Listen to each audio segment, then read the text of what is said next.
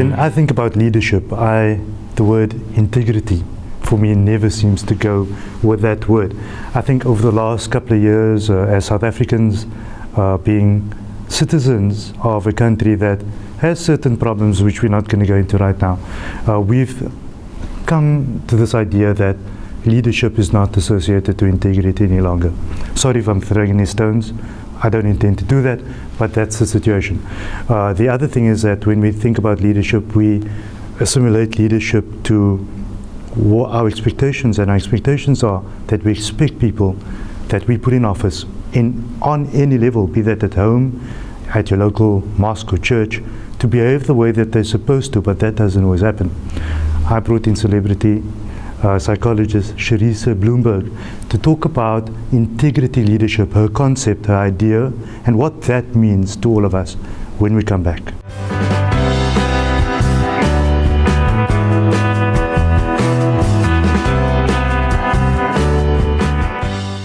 Charissa, welcome to the show. An interesting subject, and that's leadership with integrity. I didn't know it existed at this point, but you're going to convince me otherwise. Yes.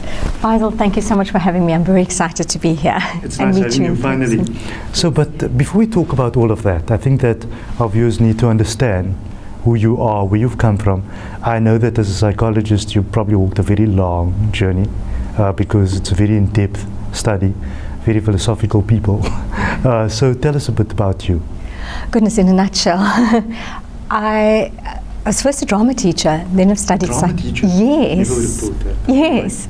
And I wanted to explore drama. You still deal with people that are full of drama at this point. Yes. And I wanted to study sort of drama therapy, using psychodrama, using role play as a form of therapy. So I had to go back to study at the age of 29. I went to UCT. I was older than some of the lecturers. But anyway, we took a long time. We took 8 years to get through this because I had to work. And so been doing private practice, industrial psychology as well, and corporate training, emotional intelligence, leadership, obviously.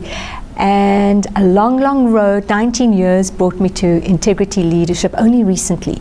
It's a passion. It's an absolute passion of mine. And obviously I do the TV and the guests and the radio and So you've been getting out there.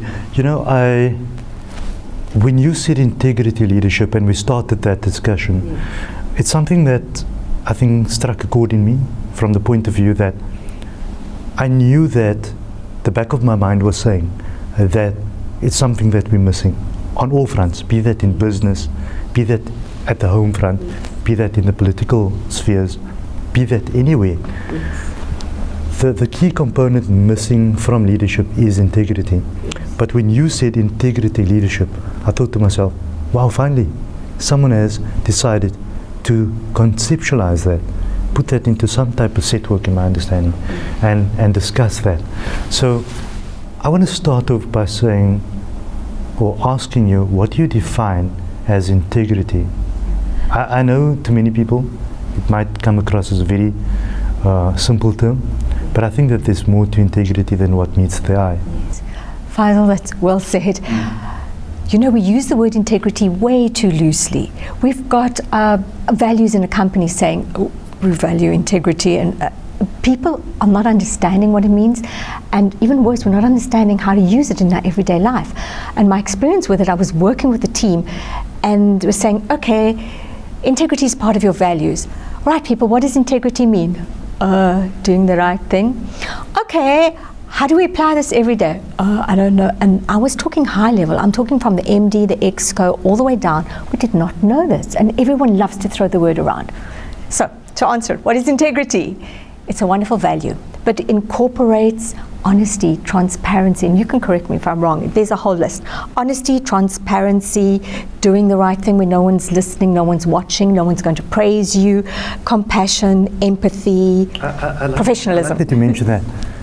Doing the right thing when no one's listening and watching. Yes. So it all boils down to that, am I right? Being in a dark room at night, are you the same person? Yes. Do you have the same vision, morals, ideas, or do you do something else behind the scenes? Yes. So you saying integrity means that you are the same person. Exactly, and I'm glad you say that. In the dark room, is anything going to come back to bite you because you didn't act with integrity? And if I may, can I give you my best example of it? And this is what started me off with my passion. I had a neighbor, and obviously won't mention names, horrible neighbor, the reason I moved. One day, her bank statements arrive in my letterbox. Something I've seen movies only. People really move because of their neighbors. Oh, horrible, and I won't go in case she can identify herself. Integrity. But eventually her bank statements arrived in my letterbox. I was traveling the next day. It was winter. It's 9 o'clock at night, and I look at it and I'm like, I can get you.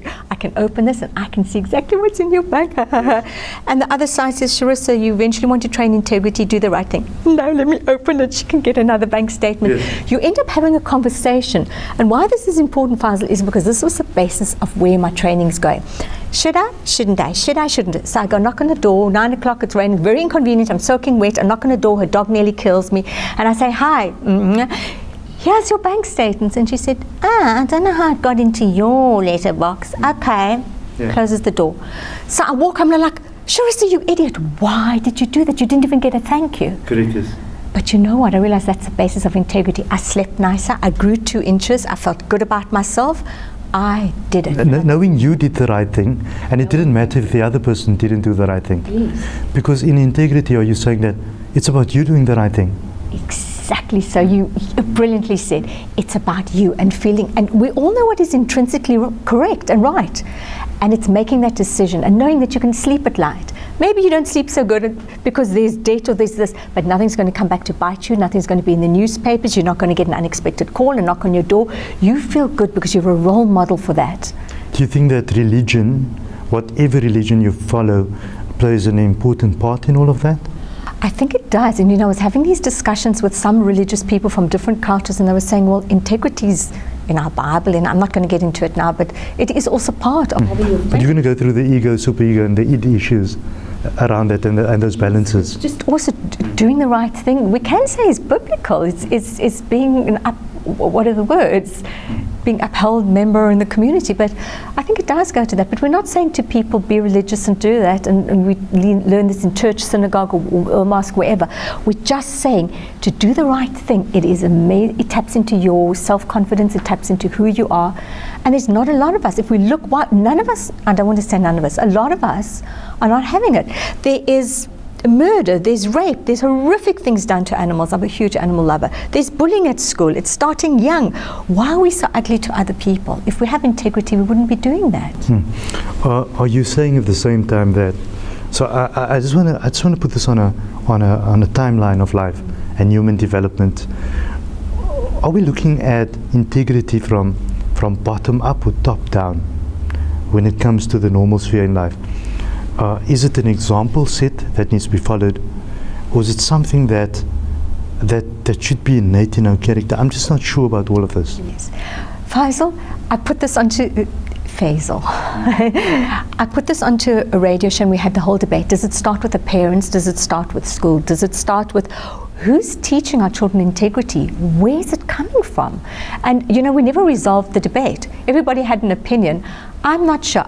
I love to think it starts with the parents because I was raised, bless my 85-year-old mother, it's just her and I was raised to do no harm to others, to rescue the insects from the swimming pool, I was raised like that. And yes, you go off the track and you come on, but I think it starts with the parents, and they need to be the role models, and I stand to be corrected. I haven't done research on this yet. It's fine if you go off the track and you come back on knowing that the compass is still pointing you in a particular direction, but it's when the compass is not pointing in the right direction and you go off track when the compass is already wrong. That's where the issue really starts. But how do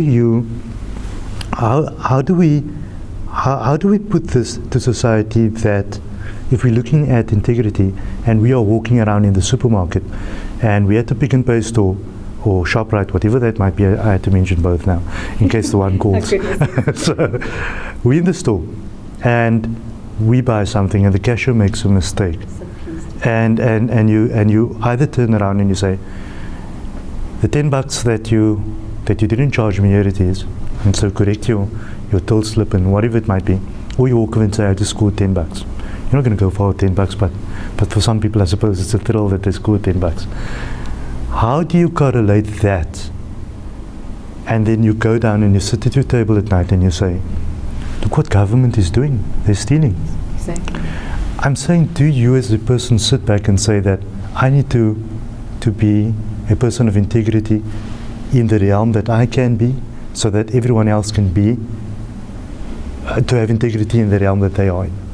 So is there any point of sitting back and saying that I don't practice that as a citizen, but I expect government to do that? Do I then not deserve a government that steals because I'm the same? I'm just asking. They're just questions. They're not statements, they're questions. I hear you. It's a very ethical debate, and something exactly like that happened at one of these supermarkets to me, and I couldn't afford something. And it's such a long story. It was an extra one, and we took the price, and we got the price, and they said, here, but I'd already paid, and this was the second one of it, and I need this so badly. I actually can't afford it. You know what? I support this shop so many times. It's a 20 Rand thing. I'm just going to do it. And I literally froze, and I'm like, just do it, Charissa. Just walk away. They don't even know. And just like, it's hard when it comes down to it. It's a choice at the end of the day. It's hard to live with integrity. And just because government is doing whatever, does that mean I should take the 10 Rand? Because then the next time I can take something bigger, and the next time something more. And you know what? The stealing, this is easy. It's a short win.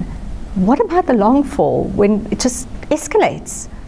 Do you know, it's an ethical debate. It's interesting you're saying that. I went to go and sort out some fines last week, which I didn't know I had. Firstly, I think I got the fine in an unethical manner, but we'll discuss that again.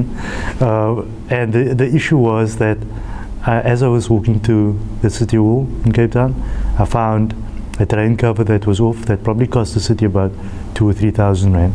And I told the guy that accepted my fine, the fact that they're stealing millions every day, they will pay for the drain cover. So I took a photo of the drain cover, sent that to the council, and I sent it to the Premier's office, and I said, you need to cover the drain because I just paid my fine of 800 bucks, so that's part of the down payment for the drain.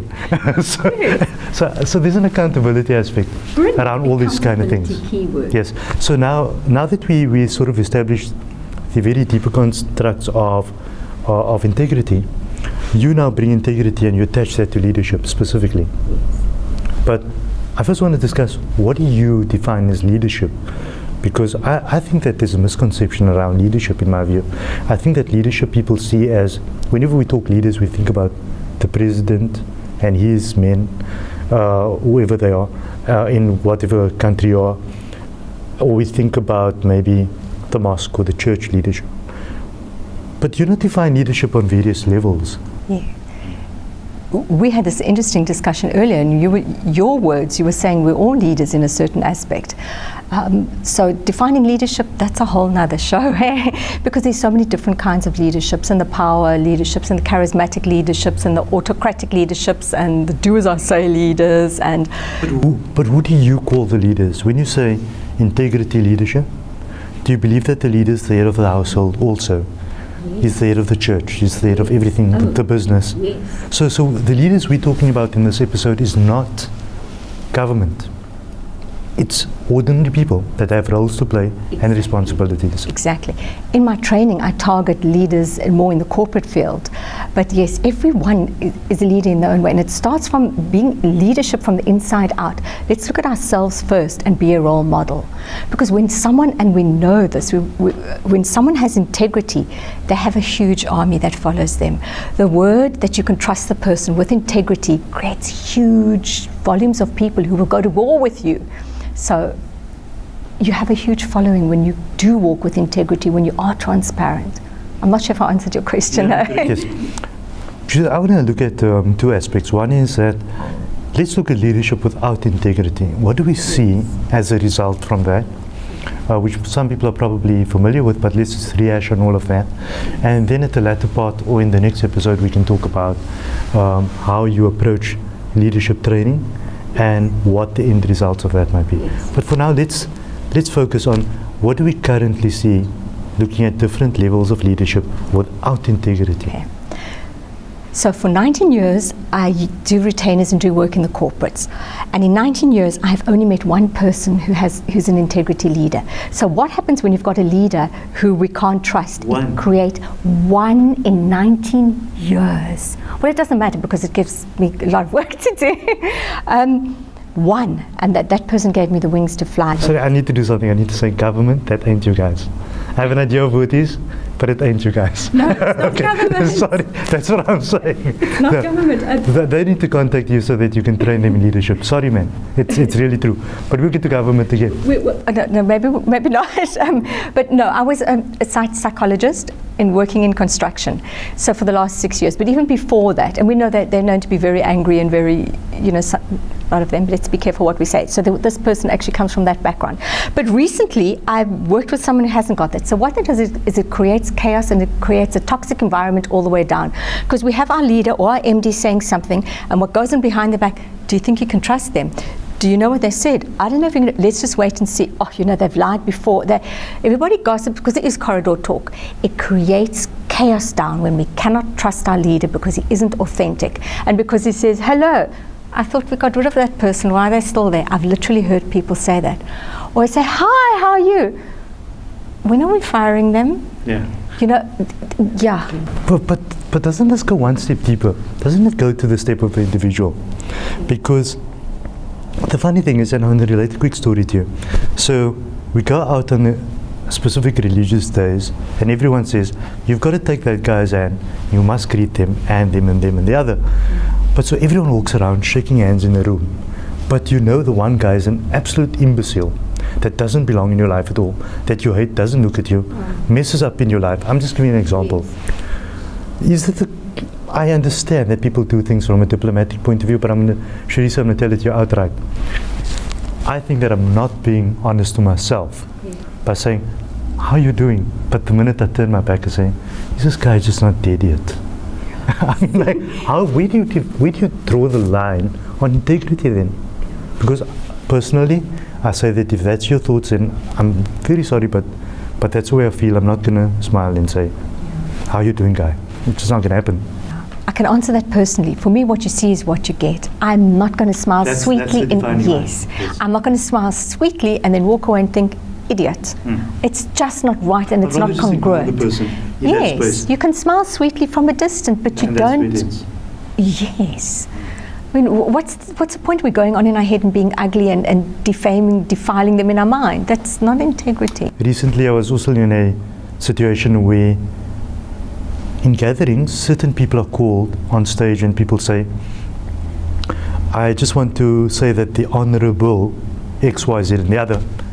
But really the same MC thinks that the honorable person that he spoke about is a rattle. So my point is, are you going to stand on stage and say the honorable, but when you come down stage, you say this guy's a rattle? I'm just saying, do we want to talk about integrity when we can't get this right ourselves? Do we not need to get this right ourselves first? It starts with ourselves, exactly so.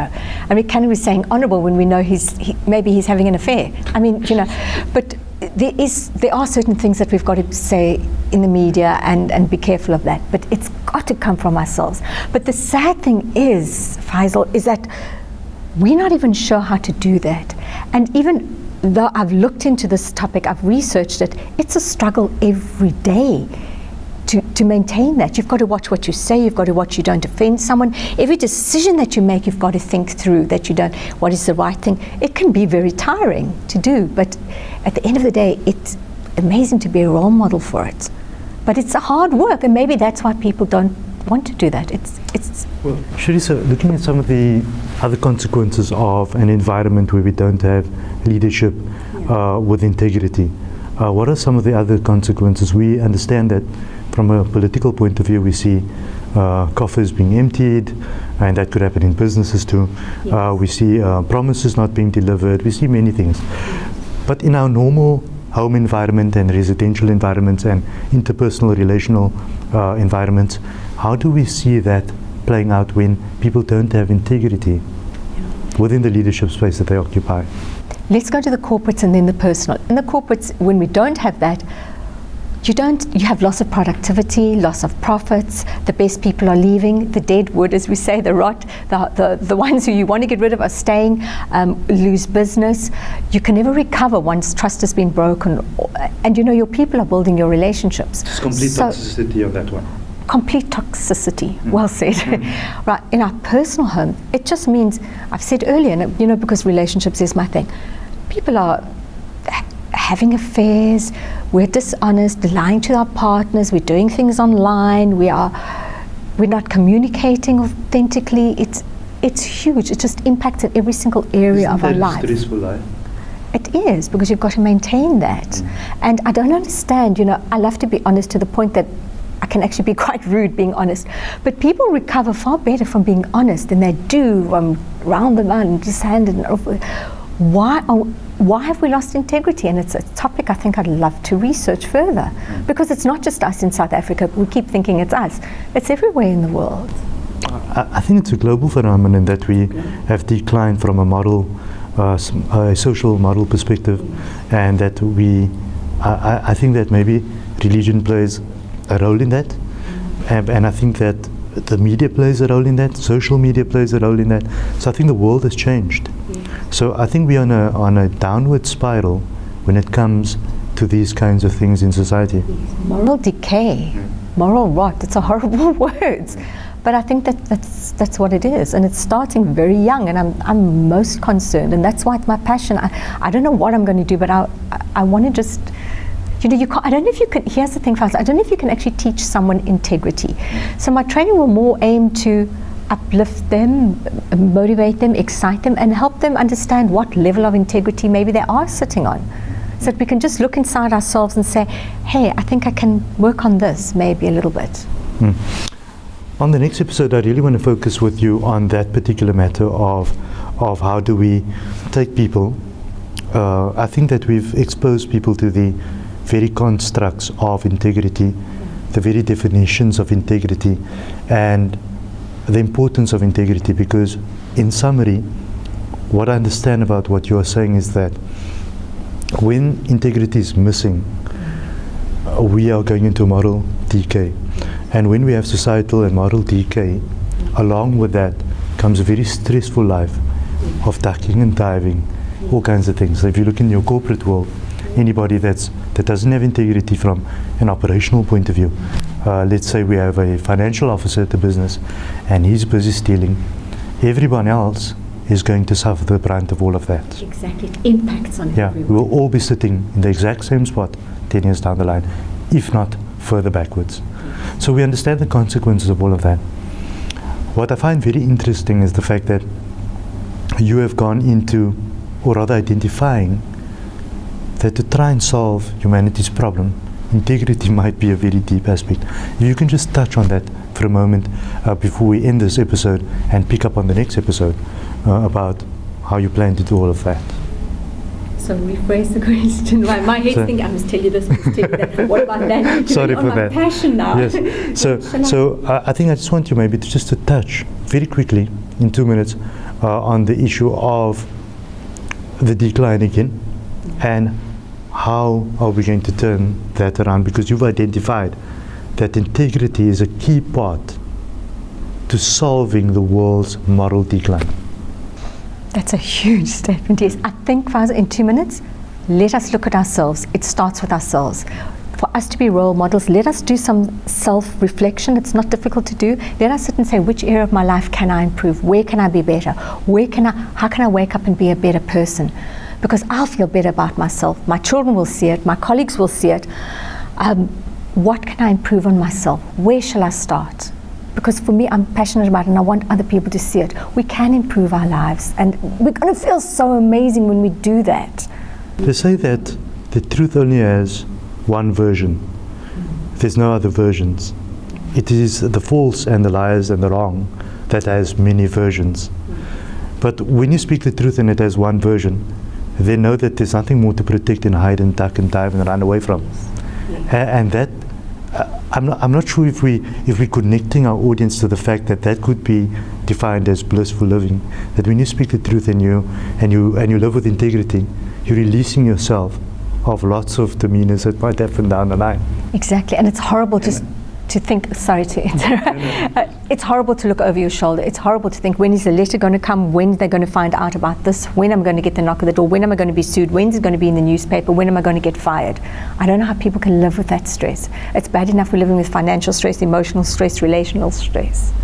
Charissa, thank you for coming onto the program. I know that we heading into this discussion. In the next episode, we will delve into the very aspects of how Charissa goes along with her new portfolio, if I can call it that, and talks about integrity leadership from the point of view of training people into that, bringing that to their conscious awareness. I think that we all understand what integrity is, but how so